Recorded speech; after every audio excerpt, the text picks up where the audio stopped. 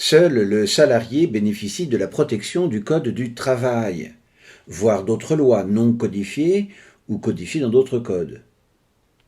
Ce dernier permet de connaître les règles qui s'imposent de façon absolue aux salariés comme aux employeurs, mais également celles qui peuvent faire l'objet d'accords négociés entre les partenaires sociaux, c'est-à-dire les employeurs et les organisations syndicales représentatives, et enfin les règles qui s'appliqueront uniquement si aucun accord collectif n'est applicable aux salariés.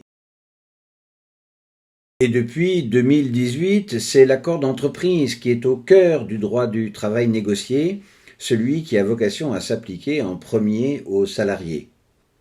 Rappelons que l'employeur peut négocier des accords d'entreprise avec une délégation syndicale, ou à défaut, des salariés élus au comité social et économique, accords qui devront être adoptés par les règles des accords majoritaires, ou en cas d'absence de représentants du personnel, par des salariés mandatés par les organisations syndicales représentatives dans l'entreprise, accords soumis au référendum majoritaire des salariés. Attention, dans les très petites entreprises, dépourvues de toute représentation de salariés, le chef d'entreprise peut faire adopter un projet d'accord par référendum d'entreprise à la majorité qualifiée des 2/3. Les accords d'entreprise vont permettre d'ajuster au mieux les règles du droit du travail aux besoins ou aux contraintes de l'entreprise, mais dans la limite de ce que la loi autorise. Il permet également d'améliorer les dispositions négociées au niveau des branches professionnelles dans 13 thèmes ou au minimum de garantir autant les salariés.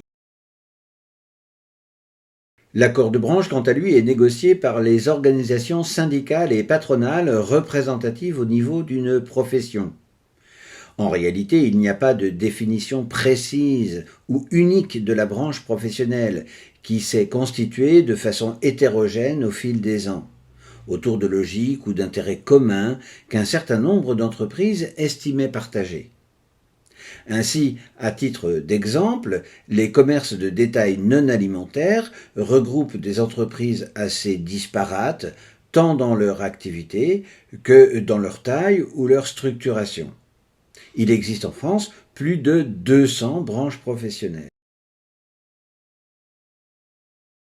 Les accords de branche vont permettre d'ajuster les règles du droit du travail aux particularités professionnelles de la branche et sont même prioritaires sur les accords d'entreprise dans 13 domaines, plus 4 où ils peuvent interdire aux accords d'entreprise de moins bien protéger les salariés.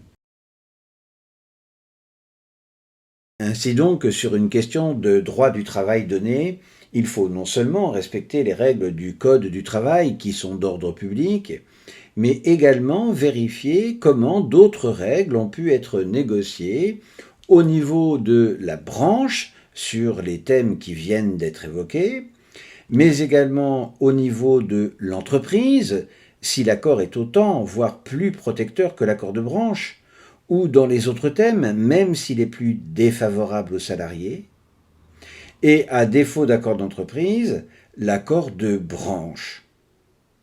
Enfin, à défaut de tout accord, les règles supplétives du Code du travail s'appliqueront aux salariés de l'entreprise. Prenons l'exemple des heures supplémentaires. Le Code du travail impose le paiement majoré des heures effectuées au-delà des heures habituelles du salarié, mais renvoie à la négociation collective le soin d'en définir le volume annuel maximal ou le mode de paiement, au minimum plus 10% ou sous forme de repos équivalent. Ce thème ne faisant pas partie des 13 thèmes relevant de l'accord de branche, ni même des 4 où des clauses de verrouillage sont possibles, c'est donc par accord d'entreprise que le salarié va pouvoir connaître le taux de rémunération de ses heures supplémentaires. À défaut d'accord d'entreprise, le salarié peut consulter son accord professionnel. Et si aucun accord ne lui est applicable, le Code prévoit de rémunérer à plus 25% les 8 premières heures supplémentaires de la semaine et à plus 50% les suivantes.